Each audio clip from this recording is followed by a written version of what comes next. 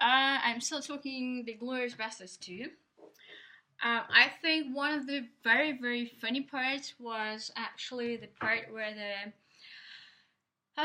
the film ends and they're leaving, and she kills him. Uh, so Ellen Page is killing Christoph Waltz.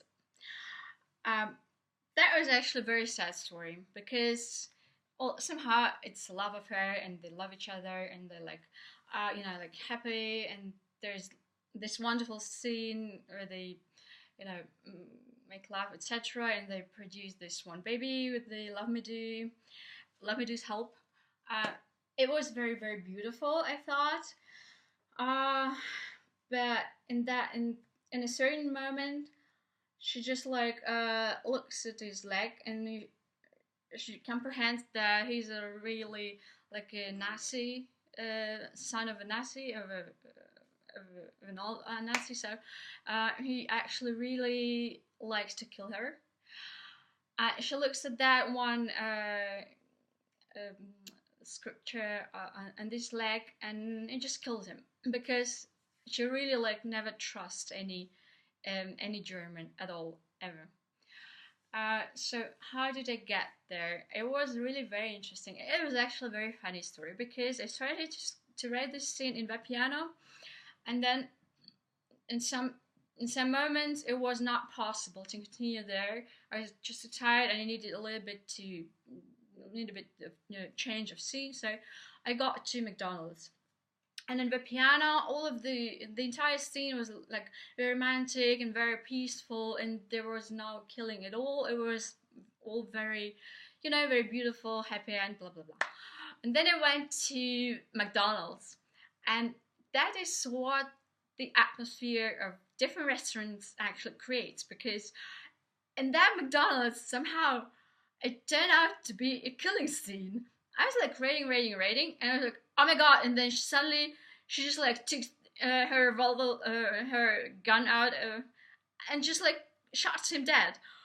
And I was like, oh my god, it's so bad. Actually, it's so cruel in some ways, and it's so incomprehensible, and some yeah, it's disgusting actually, but in a certain way it's very interesting and it's very intriguing, and it's very, I would say it's very new because in this scene, in these sequences, consequences, there's a lot of surprise, and I would say something like that, this huge surprise you can see only um, in few films, in films like Atonement by Ian McEwan, or in films like Memento, something really changes the perspective of your view. So you really don't expect this ending, but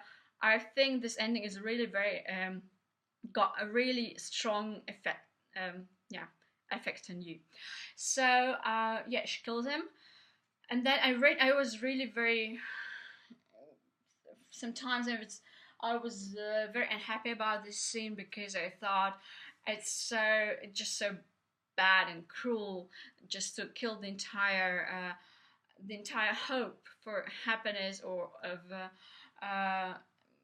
the possibility of a big love between a German and a Jewish person or Jewish girl. It makes them in the end absolutely impossible.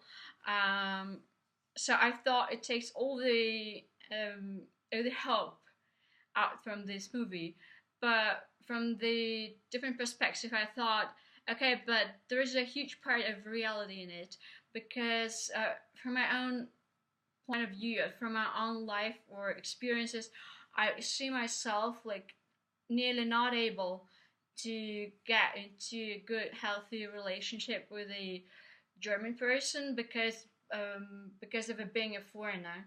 Because the differences between the you know the education or the surroundings or the environment we're moving in, or you know, the differences between the cultures are this huge that you comprehend them after, you know, after some years, like after 5 or 10 years. So in my opinion, it's nearly impossible.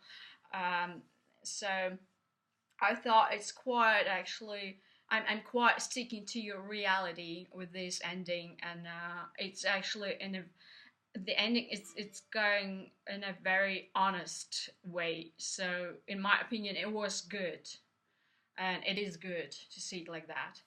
And yeah, I'm I'm stopping here for a moment.